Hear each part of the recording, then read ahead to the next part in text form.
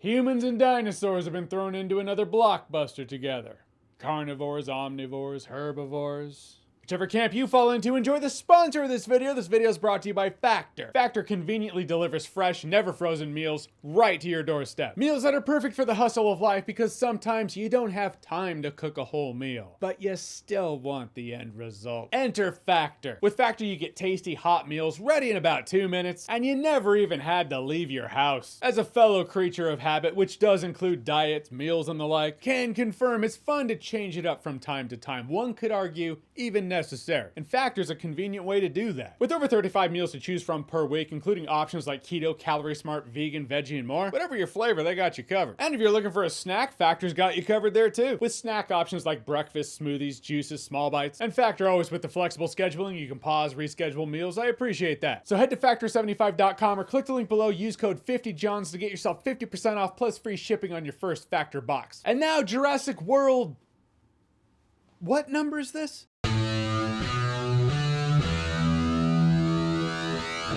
So Jurassic World Rebirth is the newest Jurassic World film in the Jurassic franchise, directed by Gareth Edwards, written by David Koepp, who was the screenwriter for the original Jurassic Park movie. I mean, he's been the screenwriter for a lot of stuff you'll recognize, some great, some not. But that is the talking point here, is like, but they got the screenwriter for the original Jurassic Park movie, so here's hoping. We'll see how that works out. It's been years since the world found out about these dinosaurs. Dinosaurs are out and about, but they do keep themselves relegated to the equator, which does make it sillier that everyone knows about these dinosaurs, and then there's this family that's just going on a pleasure cruise in dino territory. See these fins? Like, what is that? I don't know.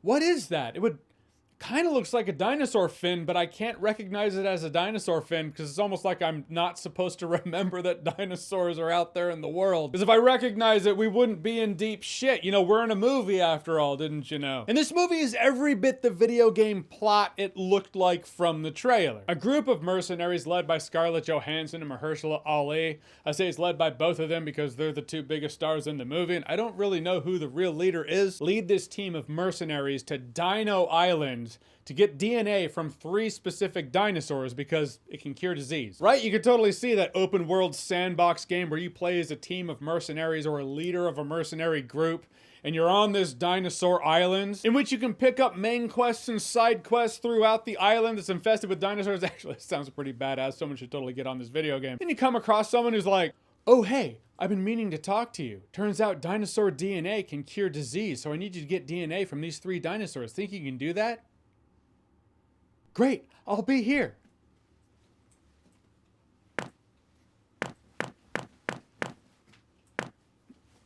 Not even a main quest, mind you. That is a side quest. The plot of this movie is a video game side quest. I'll give them that though. That's pretty in the pocket. That plot is simple in the name of having a guardrail, and that could be a strength. But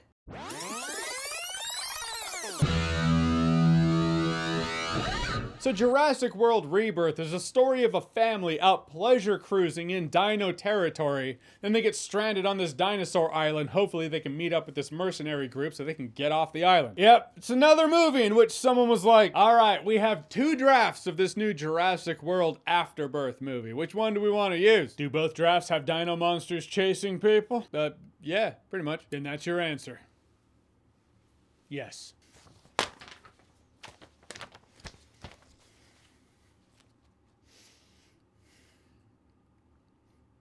Fuck yeah. Feels like 2 scripts forced into one movie. The plot feels simple to its strength until it just overcomplicates itself for no reason whatsoever. In fact, there's one character with the family in which I was like, I've never been so happy to know that this is a monster movie and you're gonna get eaten. Much to my disappointment. There is the possibility, and the movie's definitely dabbling in it because it's the only plot point to have there. This guy's dating the daughter. The dad thinks he's a douche, so this guy starts to gain the respect of the dad, but it's never seen to its conclusion. The guy just deflects and says something else. The dad just shakes his head in disappointment. You never feel like he fully actually gains the dad's respect. That would have been something. Or, you know, he can get eaten. There's that. Nothing wrong with a douchebag being dino food in a monster movie. I keep calling them monsters because that's the plot of the Jurassic World movies, has been. also in this film is that they're not really dinosaurs at this point. They're dino adjacent. They're mutations. At this point, in this movie in particular, they look like creature cards from Magic the Gathering. The family in this movie feels like they were fabricated to take up screen time just for the sake of the corporate douchebag, because there's always a corporate douchebag. But his general sense of corporate douchebaggery, that's not enough. No. You need the audience to truly see that he's a piece of shit. This family is like a family MacGuffin that gives him that opportunity. But now you're stuck with a family that kind of feels out of place in this otherwise mercenary side quest video game quest movie. Do want to give the movie credit where credit's due though. Gareth Edwards being tapped to direct this movie, absolutely apparent as to why. You want the big monsters on screen to feel enormous, and Gareth Edwards excels at illustrating size and scale on screen. There were also some moments of dino tension, not gonna say there's not, but it kind of wore thin. It started to feel old when you realize the scenes are just kind of rinse and repeat monster scenes that feel indistinguishable from the previous scenes. Dino tension in this movie is as such. Dino monsters coming after people running or dangling from a thing, dinosaurs chomping at their feet, and they're just missing the dinosaur teeth by a hair. Sometimes dangling, sometimes running, but the jaws are missing them by this much, and you just kind of rinse and repeat that thing throughout the movie. But the vibe is definitely Scarlett Johansson, Mahershala Ali. They're picking up the easiest paydays. It's like, all right, we're on autopilot to get through this thing. Mahershala Ali's character is the most interesting character in the movie. Not that that's saying a lot. The bar's not that high. I don't think this piece of paper can limbo under that bar. But there is at least a sense that when these mercenaries start getting picked off by dinosaurs, they are friends, colleagues, people he's served with. So he at least is the character who's taken a moment like, my friends just died. They're your friends too, right, ScarJo? Yeah, oh, you don't give a fuck though? Okay, well, I'm gonna take a moment. There were also scenes that sometimes subtly, sometimes blatantly just pull from the original film. Sometimes thematically, sometimes in the way it's shot. You have the Velociraptor in the kitchen chase sequence, stealth sequence in this movie. Only they're super pterodactyl Velociraptors and has a lot more product placement.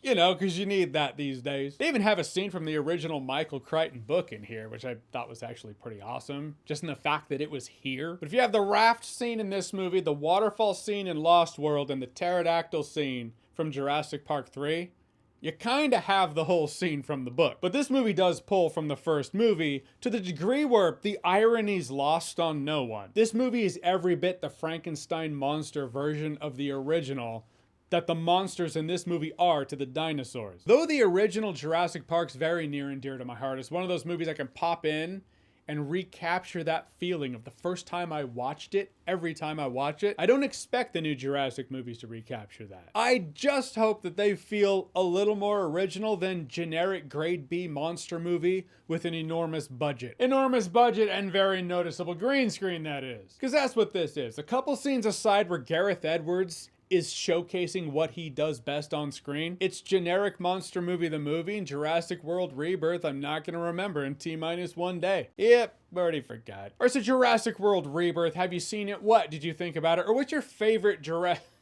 It's not even worth to ask. The original, I know. Second favorite Jurassic movie, there we go. Or favorite monster movie. Whatever it is, whatever you think, comment below, let me know. And as always, if you like what you've seen here and you want to see more, click right here to see more.